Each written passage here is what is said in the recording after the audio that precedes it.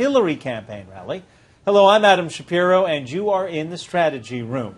The protesters objecting to a 1994 criminal justice reform bill the former president signed into law that increased prison sentences for a number of gang-related offenses. Black Lives Matter activists claim that bill disproportionately hurt African Americans. Now, joining me to discuss this are Iona College professor Jeannie Zaino and Liz Peek, a columnist for the Fiscal Times. Welcome to you both. Liz, I mean, there's so many things we could talk about in regards to what President Clinton said there.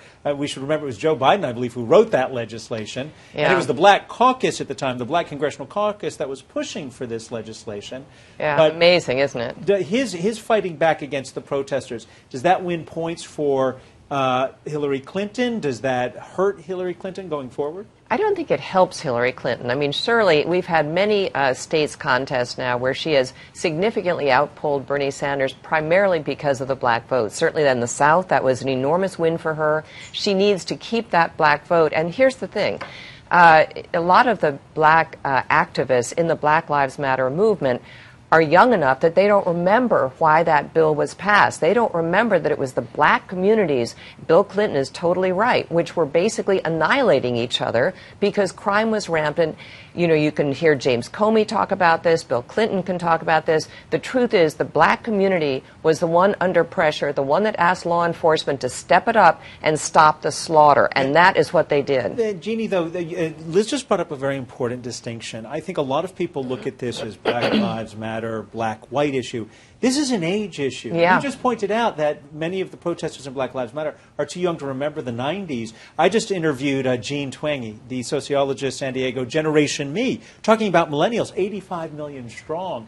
Is Hillary Clinton losing the young vote, and is that exemplified by what we saw with the Black Lives Matter protesters? Absolutely. You know, she is losing the young people in droves. I've been running these exit polls and looking at this data.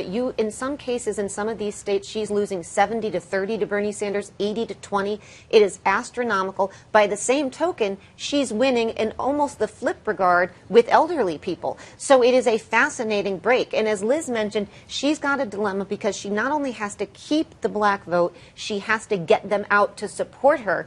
And that can be a challenge when you look at this breakdown. Okay, so in New York, Liz, is she able to do that? Won't most African-American New Yorkers remember that era, and don't older voters tend to show up more than younger voters, or is this a new ballgame? It kind of depends who takes to the streets and you know, gets black voters out, right? If they're young ones, it may be that Bernie Sanders has a much better shot in New York at winning a bigger percentage of that vote than he did down in the southern states. I think that's a very good possibility, but I think she'll still win the black vote. Does, Jeannie, does Bill Clinton help or hurt his wife on the campaign trail? I mean, for years, he was kind of like Ronald Reagan, Teflon, nothing. People loved him despite his flaws and character flaws. Is that changed?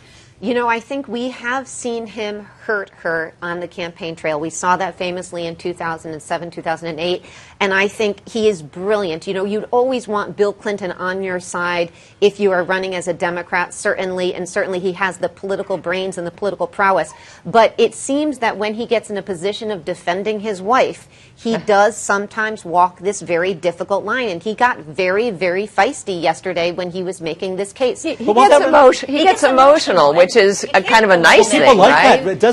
Won't this resonate, though, with the majority of Democratic voters who are tired of protesters, not necessarily the issue, because the Black Lives Matter folks are bringing up a very serious issue. The incarceration rate has devastated African-American families, and children are growing up without a male figurehead. This is a real problem.